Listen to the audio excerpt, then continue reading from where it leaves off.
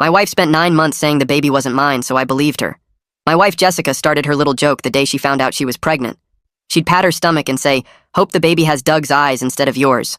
Doug was her coworker who she carpooled with sometimes. She'd laugh and say she was kidding, but then she'd do it again an hour later.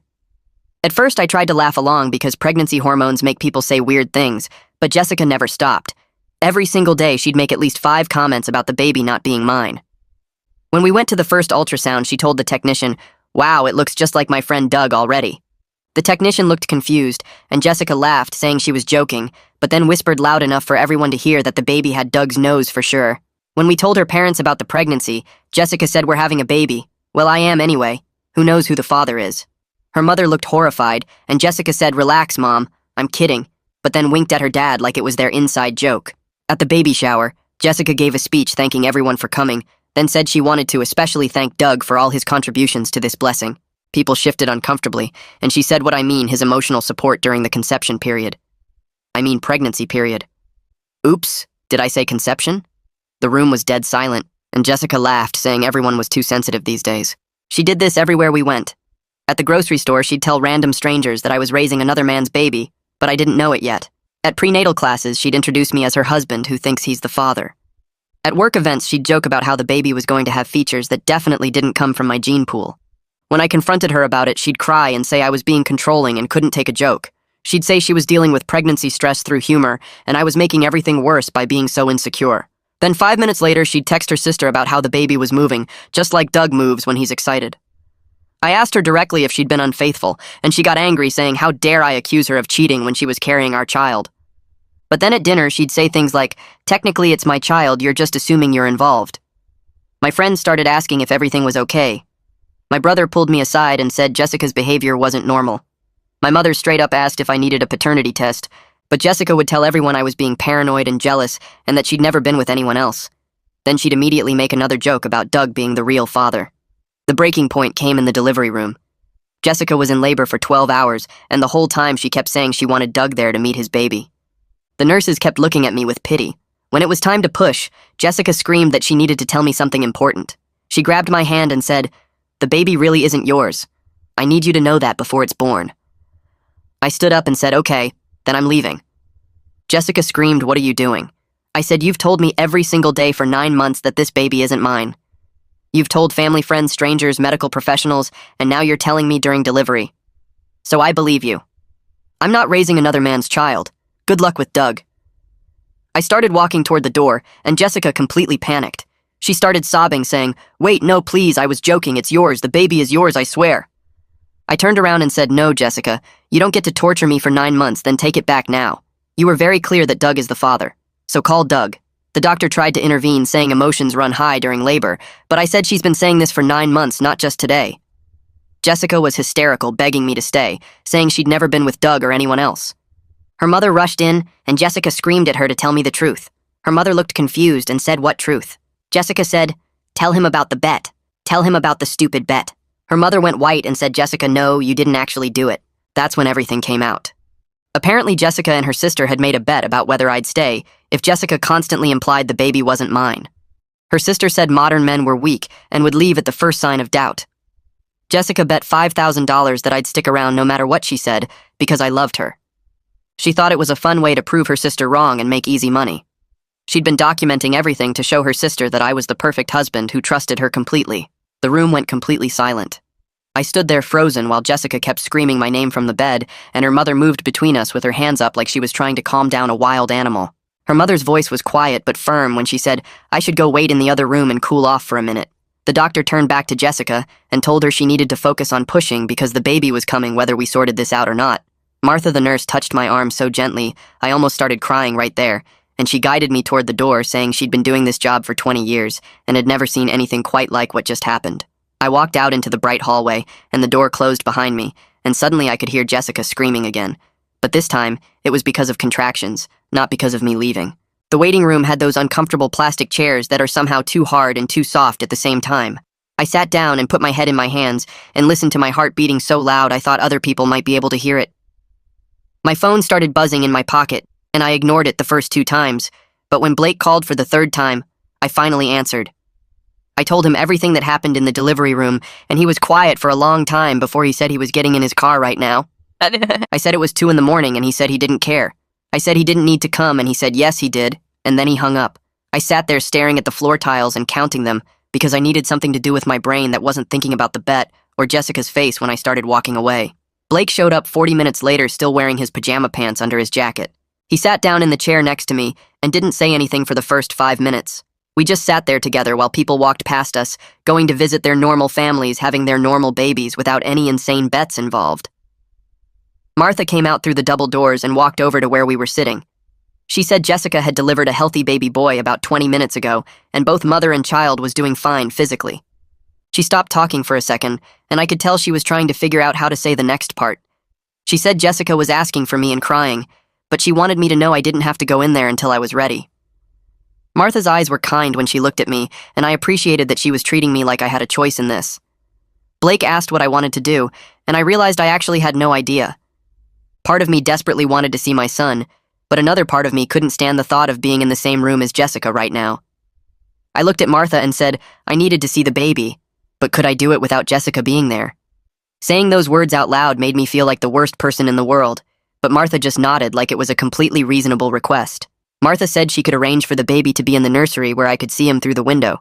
She led us down another hallway to a big window, looking into a room full of plastic bassinets with tiny babies inside.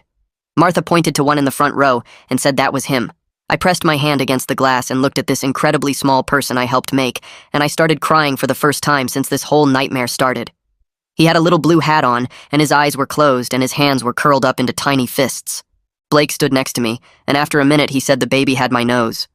I started laughing and crying at the same time because it was such a Blake thing to say and because he was right. Jessica's mother appeared next to me at the window, and I hadn't even heard her walk up. She said she was so sorry for not stopping Jessica months ago when she first heard about the bet. Her voice was shaking, and she looked about 10 years older than she had this morning. She explained that Jessica's sister had always been competitive and mean, and she honestly thought Jessica would stop the joke after a few weeks when she realized it wasn't funny. She said she never imagined her daughter would keep it going for 9 whole months. I turned to look at her and asked how she could let this go on for so long without saying anything. She wiped her eyes and admitted she didn't know the full extent of what was happening until tonight. Jessica apparently told her family she was just making occasional jokes and not the constant daily torture that actually happened. She said if she'd known Jessica was doing it every single day and telling strangers and medical professionals, she would have put a stop to it immediately. A woman in a gray cardigan walked up to us and introduced herself as the hospital social worker. She asked if she could talk to me privately for a minute, and we moved away from the nursery window. She wanted to know if I had somewhere safe to stay and if I needed any resources for the immediate future. Her questions were careful and gentle, and I suddenly realized she was trying to figure out if this situation was going to turn violent or dangerous. The thought hadn't even occurred to me until that moment. I told her I was staying with my brother and that I wasn't a danger to anyone. I said I was just hurt and angry and confused about everything that happened. She nodded and pulled a card out of her pocket and handed it to me. She said the first few days after a birth were emotionally intense, even without major relationship trauma added into the mix, and I should call her if I needed anything at all.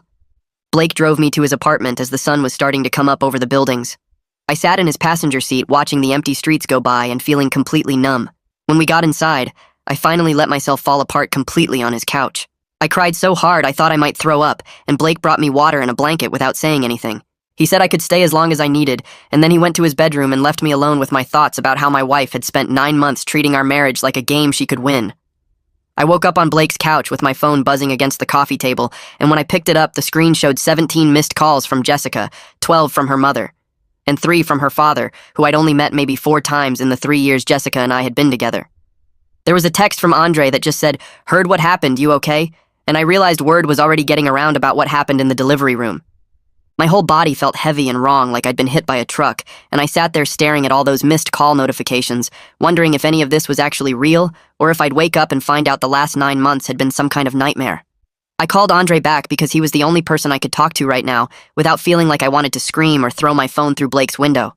He picked up on the first ring, and I told him everything from the delivery room confrontation to Jessica's mother's face when the bet came out to me walking away while Jessica was literally in labor. Andre didn't say anything for so long, I actually pulled the phone away from my ear to check if the call had dropped, but then he finally spoke and said that was the most messed up thing he'd ever heard in his entire life. He asked where I was staying, and I told him Blake's apartment, and he said he'd come over with some of my stuff since I'd left the hospital with nothing but my wallet and my phone in my pockets. I hadn't even thought about needing clothes or a toothbrush or anything practical because my brain was still stuck on the image of Jessica's face when I started walking toward that delivery room door. Andre showed up about 2 hours later with a duffel bag full of my clothes and toiletries and a bag of takeout food from the Chinese place near our house. We sat at Blake's kitchen table eating fried rice and orange chicken and not talking about anything important until Andre finally put his fork down and asked what I was going to do about the baby. I stopped chewing and just looked at him because I'd been trying really hard not to think about that exact question since I left the hospital. I told him I honestly didn't know because the baby didn't do anything wrong and he was my son, but I couldn't imagine having to see Jessica multiple times a week for the next 18 years to do custody exchanges. Andre nodded and said that was fair, and then asked if I'd thought about getting a lawyer, and I realized I hadn't thought about anything beyond getting through the next 5 minutes without losing my mind completely. My phone rang while we were finishing the food, and I saw it was a number I didn't recognize, so I almost didn't answer, but something made me pick it up anyway. The voice on the other end said this was Jessica's father, Ruben, and he asked if we could meet for coffee because he needed to talk to me about what happened. I wanted to say no, because I didn't want to deal with anyone from Jessica's family right now, but there was something in his voice that sounded broken and tired, so I agreed to meet him at a diner near Blake's apartment in an hour. Ruben was already sitting in a booth when I got there, and he looked like he'd aged about 10 years since I saw him at Christmas. His face was gray, and there were bags under his eyes, and his hands were shaking a little when he lifted his coffee cup. He started talking before I even sat down and said he didn't know about the bet until Jessica's mother called him from the hospital last night and told him everything. He said he was disgusted that his daughter would treat her marriage like some kind of game show and that he'd raised her better than this, and he didn't know where he'd gone wrong. I sat there listening to him apologize and feeling weird because part of me wanted to tell him it wasn't his fault, but another part of me was still too angry to comfort anyone from Jessica's family. Ruben said he understood if I couldn't forgive Jessica and he wouldn't blame me for leaving, but he hoped I wouldn't shut out my son because of his mother's mistakes. I told him I wasn't trying to abandon my son, but I needed time to process that my wife had spent 9 months deliberately messing with my head for money, and that I didn't know how to get past that kind of betrayal. He nodded like he understood, and then he reached into his jacket pocket and pulled out an envelope and slid it across the table toward me. I opened the envelope, and inside was a check for $5,000 made out to me, and I just stared at it, not understanding what I was looking at. Ruben explained that he'd gone to Jessica's sister's house that morning and demanded she give him the bet money, and now he was giving it to me as a small gesture toward trying to make things right. I felt sick looking at that check because this was what my pain had been worth to them. $5,000, and Jessica had been willing to torture me every single day for 9 months to win this money from her sister. I told Ruben I didn't want their money, but he said to take it anyway because maybe I could use it to pay for a lawyer since he figured I'd probably need one soon. I folded the check and put it in my wallet, even though touching it made my skin crawl, and then Ruben and I sat there in silence for a few minutes before he paid for the coffee and left.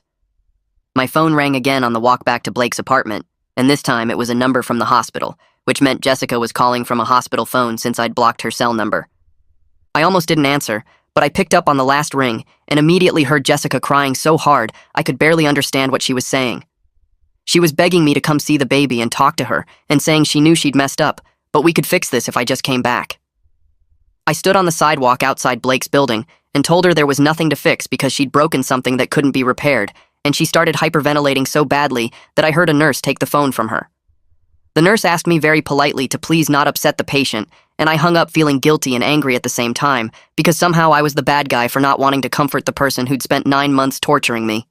I went back up to Blake's apartment and sat on the couch staring at Ruben's check and trying to figure out what I was supposed to do with blood money from my wife's cruel bet.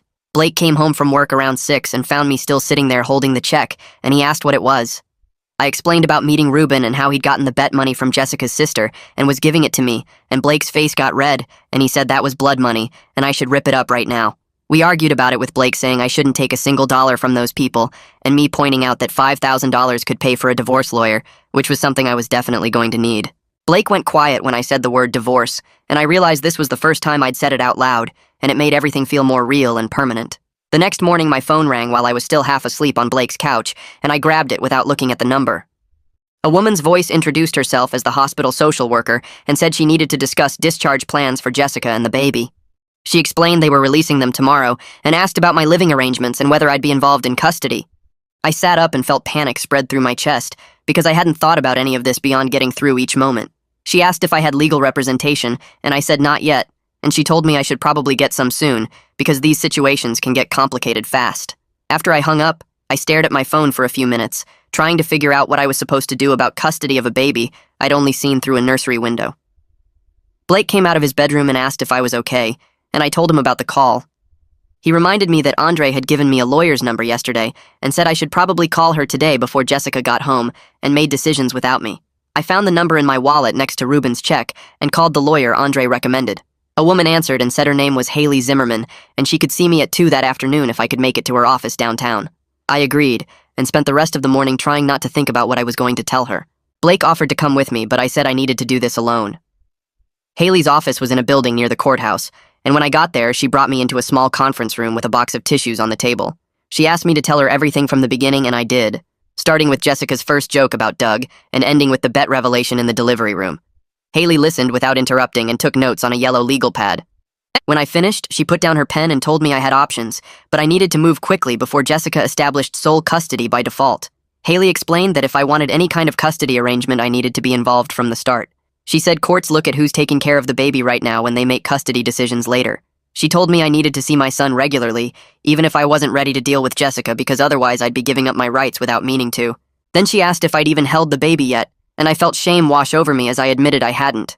She didn't judge me, but she said I needed to fix that today because every day I stayed away made it easier for Jessica to claim I'd abandoned them.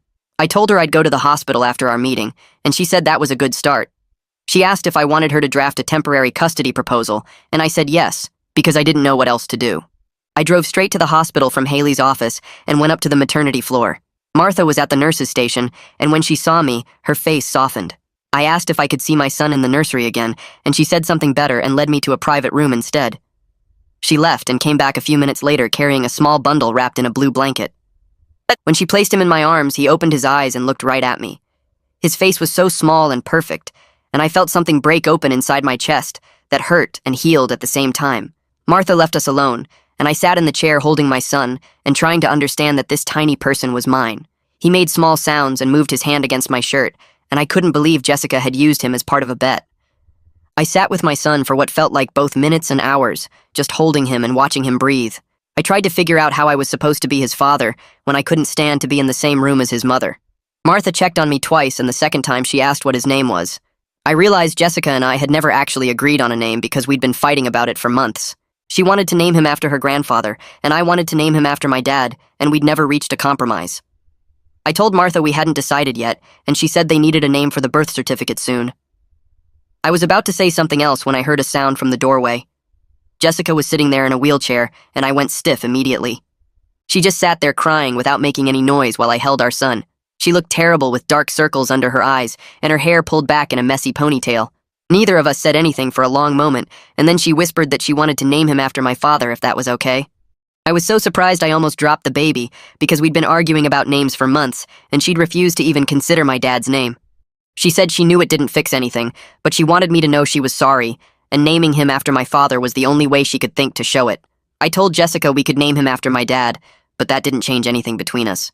She nodded like she'd expected me to say that, and more tears ran down her face. We sat in painful silence for a few minutes with me holding our son and her watching from the doorway. A nurse came in to take the baby back for feeding, and Jessica asked if I was coming home. Her voice was so small and hopeful that for a second, I almost said yes.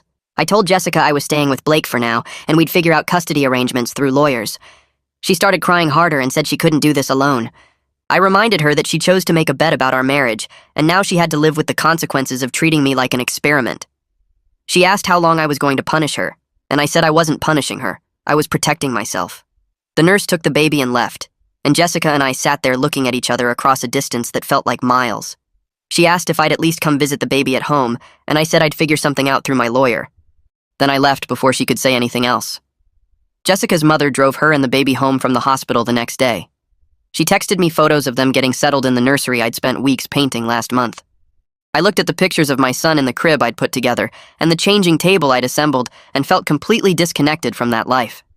It was like looking at photos of someone else's family in someone else's house. Jessica's mother sent another text asking if I wanted to come see the baby later, and I didn't respond because I didn't know what to say. Haley called me that afternoon and said she'd drafted a temporary custody proposal.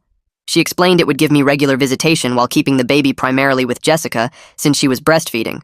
The proposal included overnight visits once the baby was a few months old and taking him for weekends when he was older.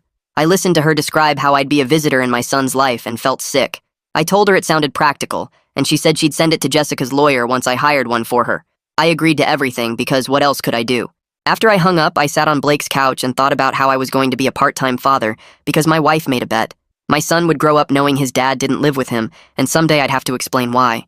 I'd have to tell him that his mother spent 9 months making jokes about him not being mine, and I'd believed her enough to walk away. I put my head in my hands and tried not to think about all the moments I was going to miss because Jessica wanted to win $5,000 from her sister.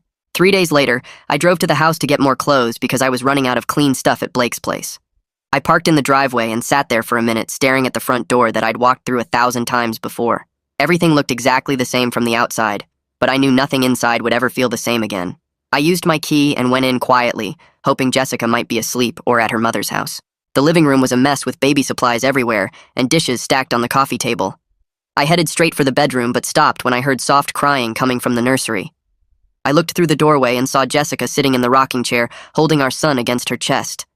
She looked terrible with dark circles under her eyes and her hair pulled back in a messy knot. Her shirt had spit up stains on the shoulder and she was rocking back and forth while tears ran down her face. For just a second, I felt bad for her because she looked so exhausted and alone. Then I remembered why she was alone, and the sympathy disappeared. I turned away and went to the bedroom to pack. I pulled my duffel bag from the closet and started throwing clothes into it without really paying attention to what I grabbed. Jessica must have heard me moving around because she appeared in the bedroom doorway still holding the baby. She asked if we could talk, and I told her I was just here to get my stuff. She said she knew I was angry, but maybe we could try counseling to work through this. I kept packing and told her I didn't know if there was anything to work through. She started crying harder and said she loved me so much, and that's why she made the stupid bet in the first place. She wanted to prove to her sister that our marriage was unbreakable and that I would never leave her no matter what. She said her sister was always telling her that modern men can't handle anything and that I'd probably run at the first sign of trouble. Jessica thought she could prove her sister wrong and make easy money at the same time by showing that I trusted her completely. She kept listing all these reasons why she loves me while I shoved socks and underwear into my bag. She said I was patient and kind and always made her laugh. She said I was going to be an amazing father, and she couldn't imagine raising our son without me. She said the bet seemed harmless at first, and then she got in too deep to stop. I zipped up my bag and turned to look at her. I pointed out that she spent 9 months trying to prove our marriage was strong, and instead she broke it completely. The irony of that seemed pretty obvious to me, but apparently it hadn't occurred to her until I said it out loud. Jessica's face crumpled, and she started sobbing so hard the baby woke up and started crying too. She sat down on the edge of the bed and tried to calm him down, while tears dripped onto his little head. She admitted between sobs that she never actually thought I would leave. She said she believed I'd be hurt and upset, but that I'd forgive her eventually because that's what I always do. She said she counted on me being the person who stays no matter what, and she was so sure she'd win the bet. She rocked the baby and whispered that she was an idiot, and she destroyed everything good in her life for $5,000. Listening to her talk, I realized she was right about one thing. I did always forgive her for stuff. When she forgot my birthday last year, I forgave her. When she spent our vacation fund on a shopping spree, I forgave her. When she made jokes at my expense in front of our friends, I forgave her. I'd spent our whole marriage being the understanding husband who let things slide because I loved her. That's probably exactly why she thought this bet was okay to make. She knew I'd be upset, but she also knew I'd get over it because I always did. I picked up my duffel bag and told her I was done being the person who accepts whatever she dishes out. She looked up at me with red, swollen eyes and asked what I meant. I said I meant I was tired of being treated like my feelings don't matter, and I'm not going to keep forgiving her just because that's what I've always done before. She reached for my hand, but I stepped back and walked out while she was still crying. I got back to Blake's apartment and dropped my bag on the floor, feeling completely drained. An hour later, Andre showed up with beer and pizza, saying Blake texted him that I might need some company. We sat on the couch, eating and drinking, and Andre talked about random stuff like his new project at work and some movie he watched last weekend. He didn't mention Jessica or the baby once, and I was grateful for that. It was the first time in days that I felt almost normal sitting there with my best friend just existing without having to process anything heavy. Andre knew exactly when to push me to talk and when to just let me be quiet. After he left, I realized how lucky I was to have people like him and Blake who showed up for me without making it weird or complicated. The next evening, I drove back to the house because I needed to see my son, even if it meant dealing with Jessica. When I got there, Jessica saw me pull up and immediately grabbed her purse and left through the back door to give me space. I found my son in his crib staring at the mobile above him. I picked him up and sat in the rocking chair holding him close while he made little baby noises. I stayed for 2 hours just being with him and then left before Jessica came back. The next night, I did the same thing, and Jessica made herself scarce again, either going to her mother's place or hiding in the bedroom. It was awkward and painful, knowing we were avoiding each other in our own house, but at least I was building a relationship with my child. Every evening I'd show up around 6 and Jessica would disappear, and I'd spend time with my son. We developed this weird routine where we never had to see each other, but we both got time with the baby. My son was 2 weeks old when someone knocked on Blake's apartment door at 9 at night. Blake opened it, and I heard a woman's voice saying she needed to talk to me. I walked over and saw Jessica's sister standing in the hallway. She started to say something, but I shut the door in her face without saying a word. She immediately started yelling through the door about how it was just a joke and I was overreacting. She said Jessica was falling apart, and I was being cruel by refusing to forgive her over something so small. She kept shouting that it wasn't that big of a deal, and I needed to stop being so sensitive. Her voice got louder as she said, "Families forgive each other," and I was destroying my marriage over nothing. I stood on the other side of the door shaking with anger, while she continued her rant about how I should man up and get over it. Blake walked over and opened the door just enough to tell her that if she didn't leave right now, he was calling the cops. Jessica's sister said she had every right to be there, and she wasn't leaving until I talked to her. Blake pulled out his phone and started dialing, and she finally backed off. Before she left, though, she shouted one more time that I was destroying my family over a stupid joke, and someday I'd regret being so stubborn. I heard her footsteps going down the hall and then silence. I sat on the couch with my hands shaking and my heart racing. Blake sat down next to me and said some people are just broken inside and there's nothing you can do to fix them. He said Jessica's sister was one of those people who would never understand why what she did was wrong.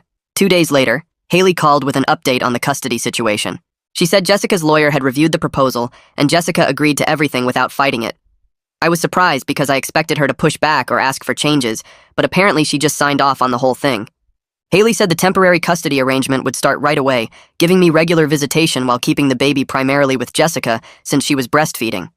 Then Haley paused and said Jessica's lawyer had asked if I'd be willing to try couples counseling before we moved forward with divorce papers. Haley said it was completely up to me, and she'd support whatever I decided. I told her I wasn't sure about counseling, and I needed time to think about it.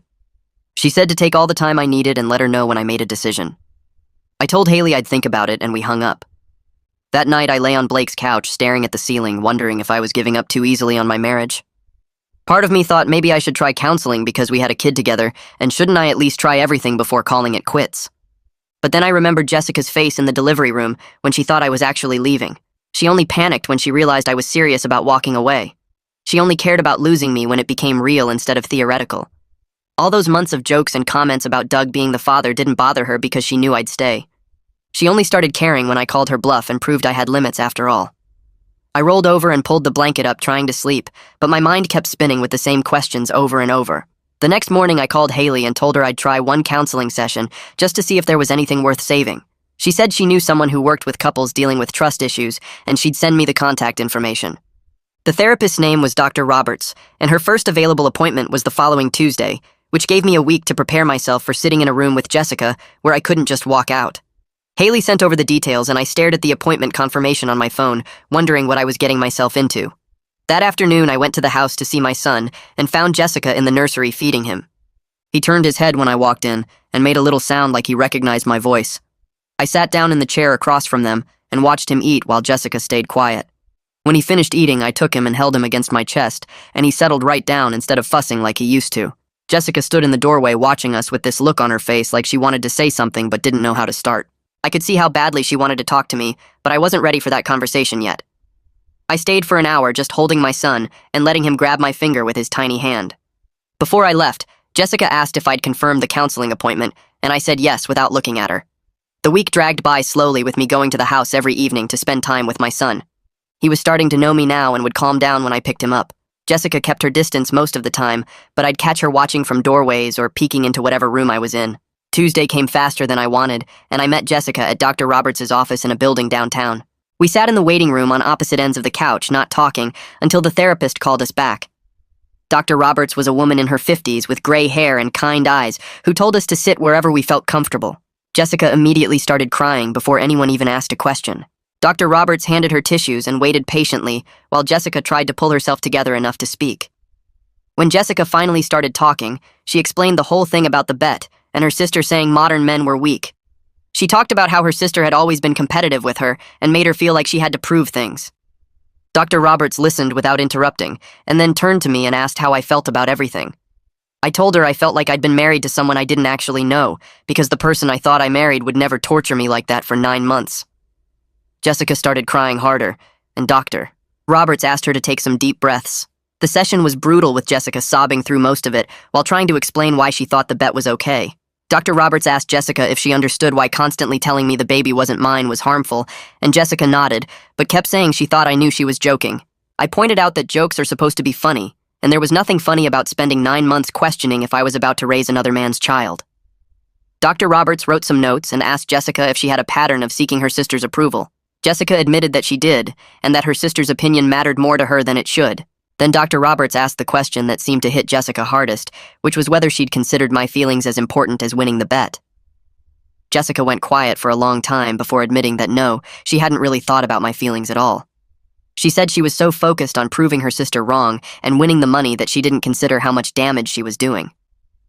Dr. Roberts asked if Jessica understood why that was a serious problem in a marriage, and Jessica finally seemed to grasp how big of a thing she'd actually done. Her face changed like something clicked in her head, and she looked at me with this expression of real understanding for the first time. We left the session with homework assignments about rebuilding trust that Dr. Roberts printed out for both of us. I took my packet and walked to my car without saying anything to Jessica. That night she texted me saying she understood if I couldn't forgive her, but she hoped I'd give her a chance to prove she'd changed. I didn't respond because I wasn't sure I wanted to do the work the therapist assigned. The next day, Blake asked me over breakfast if I was going to try to make the marriage work. I told him I didn't know, and he said that was okay, but I shouldn't do it just because we had a kid together. He reminded me that plenty of people co-parent successfully without being married, and that I deserved to be with someone who treated me with basic respect. His words stuck with me for days while I went through the motions of visiting my son and avoiding real conversations with Jessica. Dr. Roberts scheduled our second session for the following week, and I went even though I wasn't sure why. This time I told the therapist right away that I wasn't sure I could get past the betrayal, no matter how much work we did. Dr. Roberts said that was a valid feeling and asked what I needed to feel safe in the relationship again. I couldn't answer because I honestly didn't know if anything could fix what Jessica had broken. Jessica asked what she could do to make this right, and I told her honestly that I didn't know if anything could fix it. She looked devastated, but Dr. Roberts said that honesty was important even when it hurt. We left that session with more homework, but I still wasn't doing any of it. My son turned 6 weeks old, and I realized I was spending more time at the house than at Blake's apartment. Jessica and I were having actual conversations again about normal things like what the pediatrician said or when the baby last ate. The conversations were careful and stayed on the surface, but they weren't hostile, which felt like some kind of progress. One evening, Jessica showed me her phone where she'd blocked her sister completely on every platform. She said she'd also started seeing her own therapist to work on why she needed her sister's approval so desperately. I looked at the blocked contact and the therapy appointment confirmations and appreciated that she was trying, but I still wasn't sure it was enough. Part of me wanted to believe she could change, and part of me thought I was being stupid for even considering it. We went to our third counseling session, and Dr. Roberts noticed that we were sitting closer together on the couch. She asked if I was willing to move back home on a trial basis to see if we could rebuild what we'd lost. I said I'd think about it, and Jessica looked hopeful for the first time in weeks. Her whole face lit up just from me saying I'd consider it, which made me realize how low her expectations had gotten. I called Andre the next day and asked if I could come over to talk. He said sure, and when I got to his place, he had coffee ready and we sat on his back porch. I told him I was thinking about moving back home, and he listened without interrupting. When I finished, he asked if I was doing it because I wanted to, or because I felt obligated. I sat there for a minute trying to figure out how to answer, and finally admitted I didn't know the difference anymore. Andre nodded and said that was probably something I needed to figure out before making any decisions. He wasn't being harsh about it, but he wasn't letting me off easy either. We talked for another hour about what I actually wanted, versus what felt like the right thing to do. By the time I left, I still didn't have answers, but at least I knew what questions to ask myself. I spent the next 2 days thinking about it, and finally decided I'd move back home, but sleep in the guest room. It felt like a reasonable compromise between being present for my son and protecting myself from getting hurt again. I texted Jessica and asked if we could talk, and she called me immediately. I told her my decision, and she agreed so fast I barely finished explaining. She said she was just grateful to have me in the house, and would respect whatever boundaries I needed. We spent an hour on the phone establishing rules about communication and respect and personal space. Jessica wrote everything down and said she'd print it out so we both had copies. When I moved back in 3 days later, the printed boundary list was on the kitchen counter with Jessica's signature at the bottom and a space for mine. Living together again was strange in ways I hadn't expected. We were polite to each other like roommates who happened to have a baby together. We coordinated childcare and took turns with night feedings, and kept our interactions focused on practical things. There was no intimacy or warmth between us, but there also wasn't hostility. We existed in the same space and took care of our son, and avoided talking about anything deeper than diaper changes or pediatrician appointments. I kept my stuff in the guest room, and Jessica stayed in our bedroom, and we gave each other space. The house felt bigger somehow, with both of us trying not to take up too much room. My son was growing and hitting his milestones, and I was there for all of it, which felt important. But every night I'd go to the guest room and close the door and wonder if this was sustainable long-term. Jessica knocked on my door one night about 2 weeks after I moved back. I opened it, and she was standing there in pajamas looking nervous. She asked if I thought I'd ever be able to forgive her. I told her honestly that I didn't know. She nodded and said she understood, and we stood there for a minute not knowing what else to say. Then she said goodnight and went to her room, and I went back to mine. Neither of us brought it up again, but the question hung in the air between us. My son turned 3 months old and started smiling at everything. Jessica was making dinner one evening and said something about how the baby smiled at the ceiling fan like it was the most interesting thing in the world. I laughed without thinking about it, and then caught myself. I realized I was starting to relax around her again, and it scared me. I didn't want to forgive her too easily, but I also didn't want to hold on to anger forever. That night, I lay in the guest room thinking about how exhausting it was to stay mad all the time. But then I'd remember her face in the delivery room, and the anger would come rushing back. I felt stuck between wanting to move forward and needing to protect myself from getting hurt again. We had another counseling session scheduled, and I wasn't sure what I was going to say. When we got there, the therapist noticed something had shifted between us. She asked if we were ready to talk about moving forward instead of just processing the past. Jessica looked at me with this hopeful expression, and I said maybe. The therapist seemed pleased and gave us new homework about rebuilding intimacy in small steps.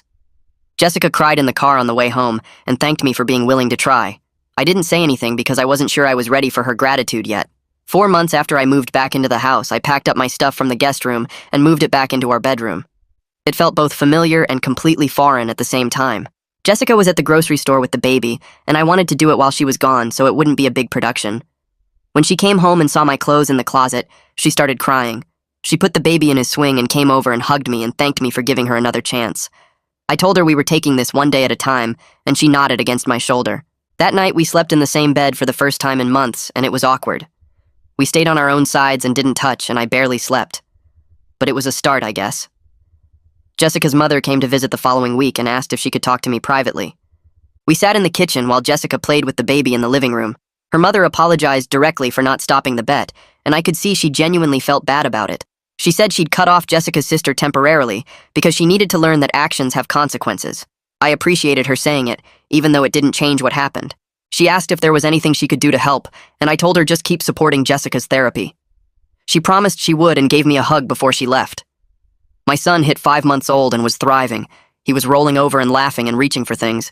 I'd catch myself thinking that maybe we could actually make this work. Jessica had been going to therapy every week without me having to remind her. She respected my boundaries and gave me space when I needed it. She was proving through actions that she understood what she did wrong. We had good days and bad days, but the good days were starting to outnumber the bad ones. One night after we put the baby to bed, Jessica asked if we could talk. We sat on the couch and she brought up what would happen if she ever did something like this again. I looked at her and told her clearly that there wouldn't be another chance. If she betrayed my trust again, I'd be gone and I wouldn't come back. She promised she understood and said she'd spend the rest of her life making this up to me. I wanted to believe her, but part of me would probably always be waiting for the other shoe to drop. A few weeks later, Andre came over for dinner, and I watched him observe how Jessica interacted with me and the baby. She was attentive without being pushy, and gave me space when I needed it, and asked before touching my arm or getting too close. After we ate, Andre asked if he could talk to me outside, and we stood on the back porch while Jessica cleaned up inside. He looked through the window at her washing dishes and said he could see she was really trying, and it seemed genuine to him. I told him I was cautiously optimistic, which felt huge compared to where I'd been 6 months ago when I couldn't even look at her. Andre clapped me on the shoulder and said that was good enough for now. The next week, Jessica brought up our anniversary coming up in 2 months and asked if I'd consider renewing our vows as a way to start fresh. I was surprised to find myself actually thinking about it instead of immediately saying no. We sat at the kitchen table after the baby went to sleep and talked about what that would mean and what promises we'd make this time. Jessica said she wanted to acknowledge what she did instead of pretending it never happened, and I agreed that felt more honest than trying to recreate what we had before. She said it would be like building something new instead of fixing something broken, and that resonated with me in a way I didn't expect.